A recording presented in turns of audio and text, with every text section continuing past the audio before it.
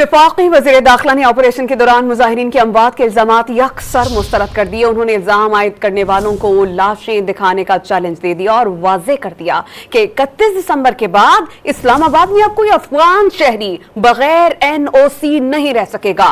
मोहसिन नकवी ने एहतजाज लपेटे जाने के बाद मुख्तलिफ इलाक़ात का दौरा किया और सूरत हाल का जायजा लिया। उन्होंने पिम्स हॉस्पिटल में जख्मी अहलकारों की अयादत की। तमाम अफगान शहरी 31 दिसंबर के बाद इस्लामाबाद की टेरिटरी में नहीं रह सकेंगे। अगर उनको रहना होगा तो उनको NOC लेना पड़ेगा DC ऑफिस से। इस्लामाबाद में PTI का एहतजाज खत्म होने के बाद वफाकी वजीर दाखिला के मुख्तलिफ इलाकों के दौरे। मोहसिन नकवी ने D चौक से खैबर प्लाजा तक मुख्तलिफ इलाकों में सूरत हाल का जायजा लिया और ड्यूटी पर मौजूद कानून नाफिज करने वाले इदारों के जवानों से मुलाकात की। उन्होंने इलाके क्लियर कराने पर फोर्सेस को खिराज तहसीन पेश किया।